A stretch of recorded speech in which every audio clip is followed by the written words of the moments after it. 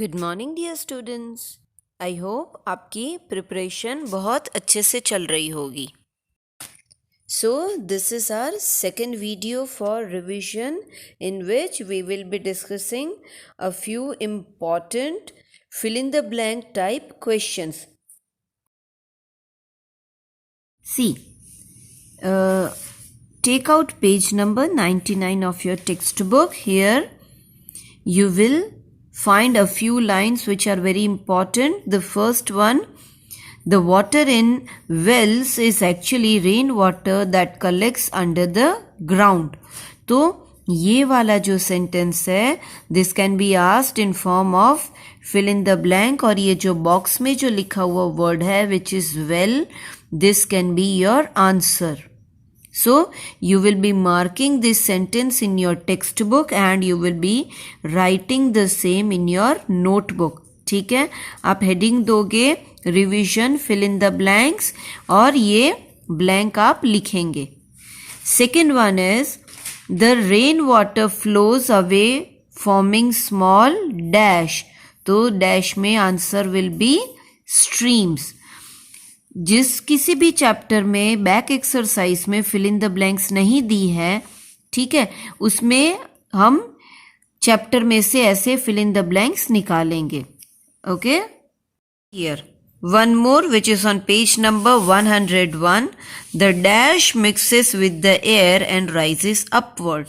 तो क्या आंसर आएगा? Water vapour.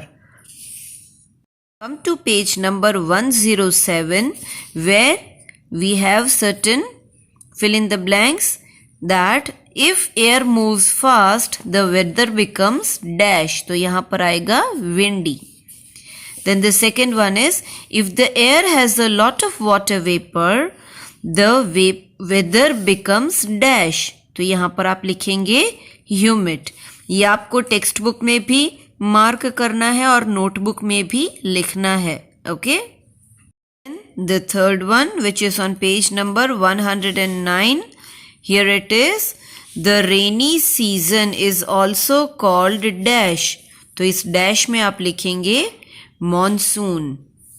Then another one which is on page number 110, some crops such as dash is grown during the rainy season. तो dash में आप answer क्या लिखेंगे? Yes, the correct answer is rice. And the one which is on page number 111, that is we sleep for a dash time in winter. तो आप box में क्या लिखा हुआ है? Longer. So this will be the answer for your blank. Now see, on page number 121 there are ready-made fill in the blanks type questions given. ठीक है, तो ये जितने भी fill in the blank type question है वो आप अच्छे से रीड करोगे, एक एक बार अपनी नोटबुक में भी लिखोगे. ठीक है, see the answers are already mentioned. आप लोगों ने ये रेगुलर क्लास में किया हुआ है. और for revision once again you will be copying these fill in the blanks in your notebook with neat and clean hand writing. Now come to page number 127 where we have one question. The low-lying areas are called craters. ठीक है, तो ये sentence को आप notebook में कैसे लिखेंगे? The low-lying areas, यहाँ पर on the moon, ये किसकी बात की गई है? मून के ऊपर की एरिया की बात की गई है. are called craters. तो ब्लैंक में आप craters लिखेंगे.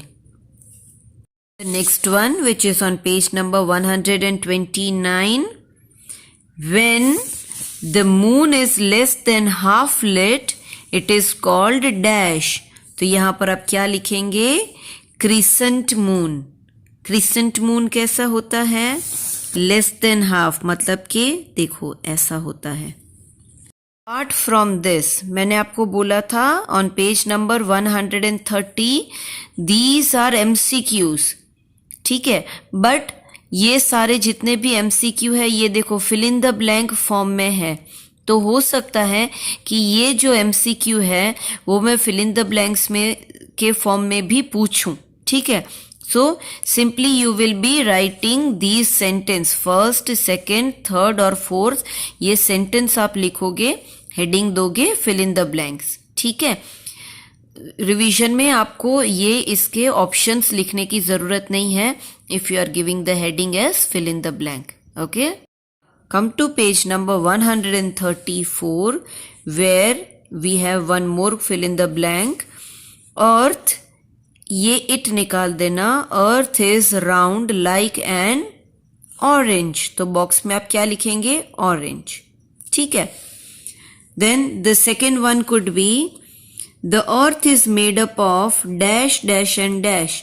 तो you have to fill the blank with three different words: land, water and air. Then the next one, which is on the same page, the earth receives dash and dash from the sun. तो आप answer में लिखेंगे heat and light. This on page number 137 we have in class activity जिसमें आपको 2 blanks दी गई है. So this also you have to copy in your notebook. Next we will see certain true or false type questions which you will be preparing from the textbook itself. There are some questions in your back exercise. Take the true statement as like this and cross the false one. This is on page number 112 और ये आपने already notebook में भी एक बार कर लिया है. ठीक है. So these are the answers. These true और फॉल्स टाइप स्टेटमेंट जितने भी क्वेश्चंस हैं वो आप अच्छे से टेक्स्ट बुक में से रीड करोगे.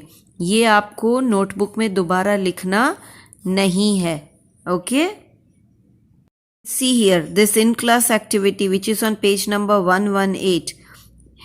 Here the heading is given tick the correct word, but हो सकता है कि इसको मैं थोड़ा ट्विस्ट करके ट्रू और फॉल्स में कन्वर्ट कर दूं. तो ये आपको अच्छे से प्रिपेयर करना है. ठीक है. Next one which is on page number 130. Here 5 statements are given which you will be marking as true or false. ठीक है. ये भी आपको नोटबुक में नहीं लिखना, टेक्स्ट बुक में से डायरेक्ट पढ़ना है अच्छे से. ठीक है. मैं 1-2 बार क्लास टेस्ट भी लूंगी, उसमें ये सब पूछूंगी. Okay. Come to page number 139 where you have 5 true और फॉल्स टाइप स्टेटमेंट्स. ठीक है. Now there is one correction over here that the third question, third sentence, the earth takes 24 days to complete 1 रोटेशन. ठीक है. सी यहाँ पर 24 days लिखा है. एक रोटेशन कंप्लीट करने में कितना टाइम लगता है? 24 hours लगते हैं. बट यहाँ पर लिखा है 24 days. सो ये स्टेटमेंट रॉन्ग हो जाएगा. So you make a correction for this in your text book. ठीक है. नोटबुक में भी अगर लिखा है तो उसमें भी करेक्शन कर देना एंड प्रिपेयर दीज ट्रू और फॉल्स टाइप स्टेटमेंट्स प्रॉपरली. ठीक है. अच्छे से जितना भी करवा रही हूँ उसका रिवीजन करते रहना और क्लास टेस्ट के लिए रेडी रहना. कभी भी मैं क्लास टेस्ट ले लूँगी. ओके. Bye bye.